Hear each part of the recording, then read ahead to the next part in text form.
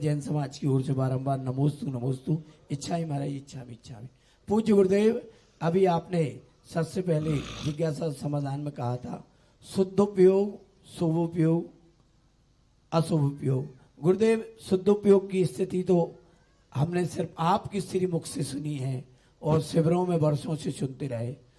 शुद्धोपयोग के बाद शुभोपयोग की स्थिति भी हमके ज्यादा नहीं जानते, और जब आप ऐसे प्रवचन करते हैं शुद्धोपयोग और शुभोपयोग के, तो चाहे कितनी देर बैठे रहे, 2.5 घंटा के प्रवचन भी सुन लें, कुछ पल्ले नहीं पड़ता।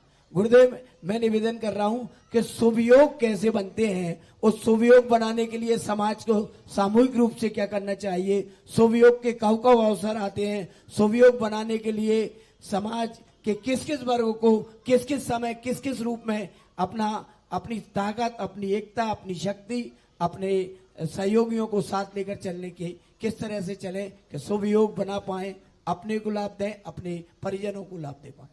शुभ योग के बिना शुभ योग का कोई मूल्य नहीं होता।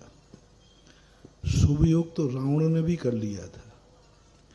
बिना शुभ योग की सिद्धि नहीं होती, बिना शुभ योग के संसार का वैभव नहीं मिलता, बिना शुभ योग के पुण्य का बंध नहीं होता।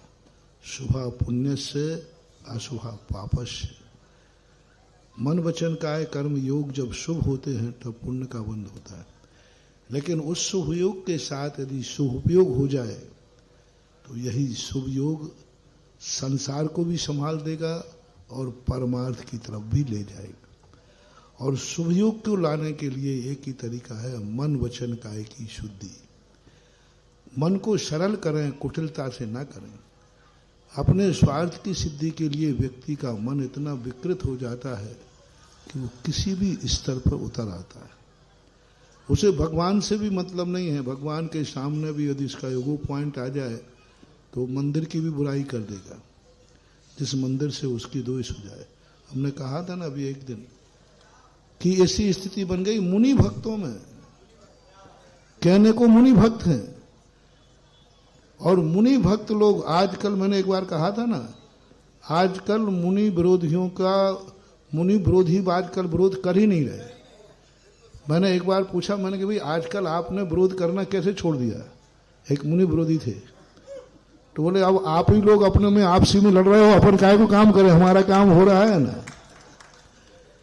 आज जो मुनि भक्त हैं, मुनि भक्तों की बुराई कर रहा है। संघ में संघ की बुराई हो रही है। तो अब ये योग जो हैं ये अशुभ योग कहलाते हैं।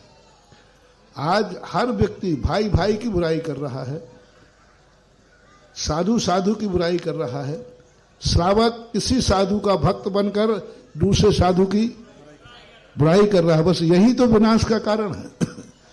अब मुनि विरोधियों का जो काम था वो कौन कर रहे हैं? मुनि भक्त कर रहे हैं।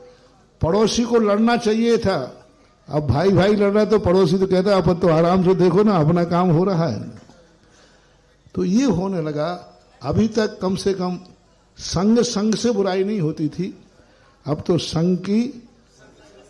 और सबसे बड़ी चीज श्रावक को हमेशा, लेकिन श्रावक भी अपनी रोटियों पर, अपने कसायों को साधु के तवे पर रोटियां सेंक लेता है।